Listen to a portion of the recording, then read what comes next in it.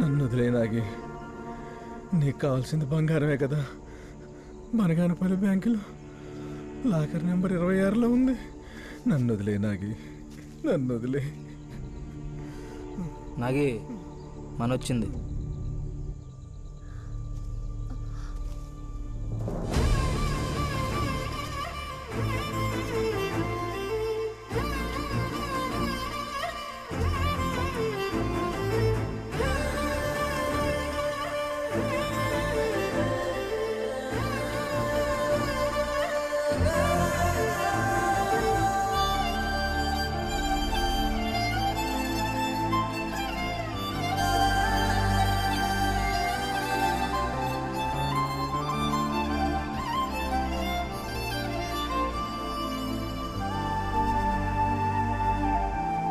నీకిష్టమైన చేపల పులుసు తెచ్చా,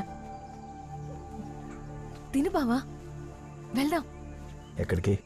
ఫ్యాక్టరీ పర్మిషన్ వచ్చేసిందంట బావా. రేపే శంకుస్థాపన. అయితే ఫ్యాక్టరీ మొదలైతే లొంగిపోతానని మాటిచ్చావు కదా. అక్కడ అందరూ నీకోసం ఎదురు చూస్తున్నారు. వెళ్దాం పద బావా. కుదరదు. ఎందుకు కుదరదు? ఎందుకంటే నాకు చాలా పనులున్నాయి. నువ్వు వెళ్ళు. అరే దేబెట్రారా. ఎక్కడికి? మళ్ళీ దొంగతనానికా? లొంగిపోతే నీ ప్రాణానికి ఏ హాని ఉండదని అమ్మ మాటిచ్చింది బావా. నీకేమైనా జరిగితే వీళ్ళేమవ్వాలి, నేనేమవ్వాలి? ఇప్పుడైనా ఆలోచించావా? వీళ్ళకేం కాదు, ఎలా కాపాడుకోవాలో నాకు తెలుసు. ఎప్పుడు నీ పక్కనుండే మారి, వీరా, సూర్యనే కాపాడుకోలేకపోయావు. ఎక్కడ ఉండే మమ్మల్ని ఏం కాపాడతావు? పెళ్లికి ముందు నేనేం చెప్పినా నువ్వు వినలేదు. ఎందుకంటే నా మీద ప్రేమ. ఇప్పుడు నేనేం చెప్పినా నువ్వు వినే పరిస్థితిలో లేవు. ఎందుకంటే పిల్లల మీద ప్రేమ. జాగ్రత్త మని. వెళ్ళు. సరే.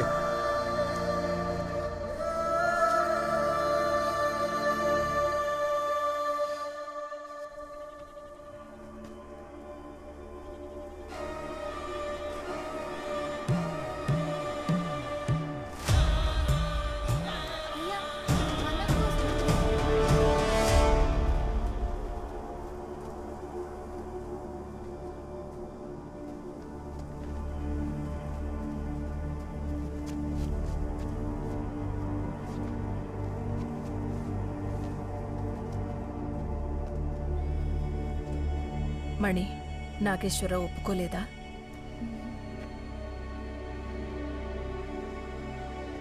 నాగి తనకు దొరికిన ఆఖరి అవకాశాన్ని కూడా పోగొట్టుకున్నాడు. ఇప్పుడు అతన్ని ఎవరూ కాపాడలేరు. కూంబింగ్ మొదలు పెట్టండి. అడవి మొత్తం జల్లెడ పట్టండి. అవసరం లేదు. నాగేశ్వరరావు ఎక్కడున్నాడో నేను చెప్తాను. మణి వద్దు. నువ్వుండు బావా. మీకు కావాల్సింది నేను చెప్పాలంటే నేను అడిగిన దానికి మీరు ఒప్పుకోవాలి. ఏంటది? బావ కనిపిస్తే కాల్చేయమని మీరిచ్చిన ఆర్డర్ వెనక్కి తీసుకోవాలి. All right. మణి, నాగి అమ్మ ముందు లొంగిపోవడం వేరు, పోలీసులు అడవులోకి వెళ్ళి వాడిని పట్టుకోవడం వేరు. ఈ చెయ్యని అసలు నమ్మలేమమ్మా. వద్దు. మణి, ఎస్పీ గారు నా ముందే మాటిచ్చారు. నాగి ఎక్కడున్నాడో చెప్పమ్మా. చెప్పు. నాగేశ్వరరావు ఎక్కడున్నాడో చెప్పు.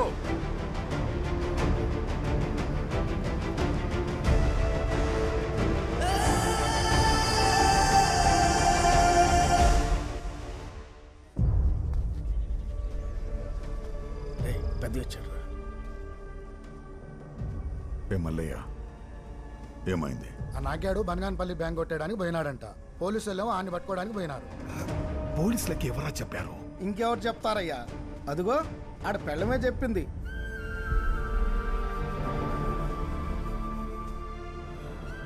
ఎంత పని చేశాం మని. బ్యాంకు కొలగొట్టి బంగారు బానే తీసుకొచ్చాం. ఇప్పుడు దీన్ని భద్రంగా ఎక్కడ చేర్చాలో అక్కడ చేర్చాలి. బండి ఎక్కడ? ఇక్కడే బావా, ఇంకో పర్లంగా.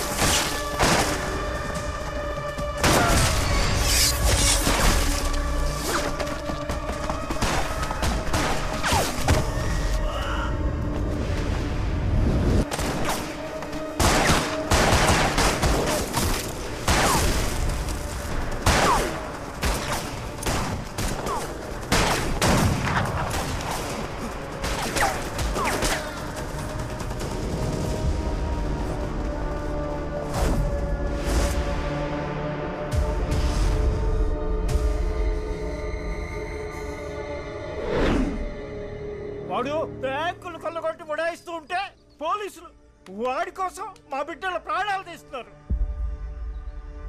ఊరికి కావలసినన్ని వచ్చాక కూడా ఇంకా దొంగతనం చేస్తున్నాడండి. ఏంటి అర్థం? ఊపిరి పీల్చుకున్న ఊరాల కోసం అన్నట్టు నమ్మించాడు. కడుపులో ఇంత కుట్టుందనుకోలేదయ్యా. ఎన్ని నదుల మంచినీళ్లు తీసుకొచ్చి పోసినా ఆ సముద్రపు నీరు ఉప్పగానే ఉంటుంది.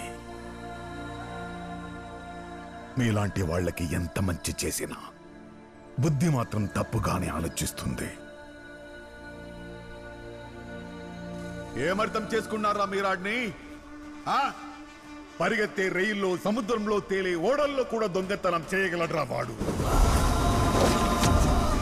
300 మంది గార్డ్స్, 14 అడుగుల గోడలు ఏవి వాడిని ఆపలేకపోయాయి.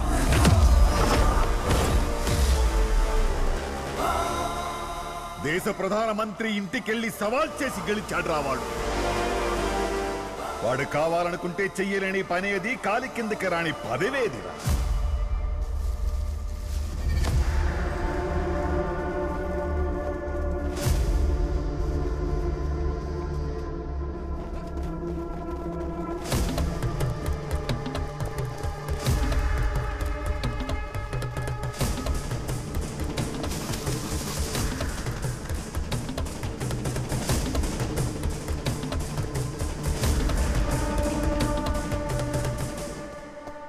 ఈ అమ్మదయ్య వల్ల ఊరికి రోడ్డు వచ్చింది, కరెంట్ వచ్చింది, ఫ్యాక్టరీ వచ్చింది.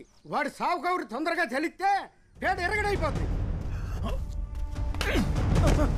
ఇంకొక్క మాట మాట్లాడితే చంపేస్తాను. ఆవిడ అర్జీలు పెడితే, ఉత్తరాలు రాస్తే మాత్రమే ఈ ఊరికి కరెంటు రాలేదురా. తన ప్రాణాలకి తెగించి నాగేశ్వరరావు చీకట్లో పరిగెడితే ఈ ఊరికి వెలుగొచ్చింది. సమస్య చెబితే ఎవ్వడు వినడు. మనమే సమస్య అవ్వాలని నాగేశ్వరరావు నమ్మిన సిద్ధాంతం. అందుకే పోలీసులని కవ్వించి చీకట్లో పరిగెత్తాడు. అతనికి చీకటి బాగా అలవాటు. అతన్ని పట్టుకోవాలంటే కరెంటు కావాలి సార్. పోలీసులే వెళ్లి కరెంటు కావాలని అడిగేలా చేశాడు.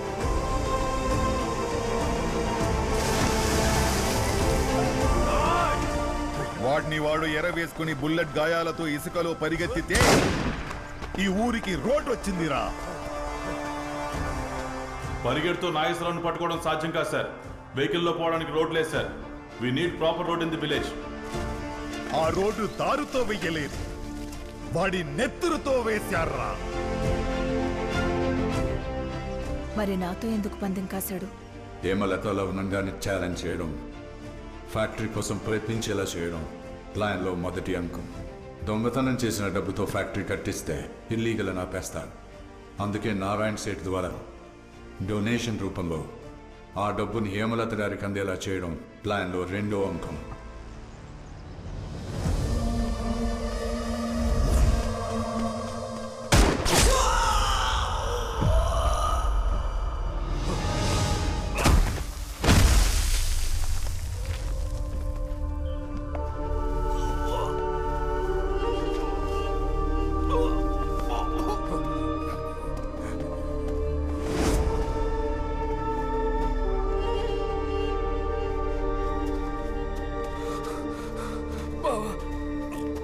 చిన్నప్పటి నుంచి నన్ను ఎప్పుడూ వదలలేదురా,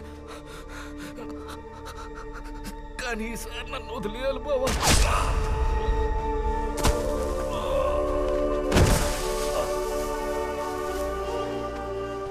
ఊరి కోసం, ఊరి బాగు కోసం పోలీసులకి వాడిని వాడు ఎరవేసుకుని అడవిలో జంతువులా బతుకుతున్నాడురా.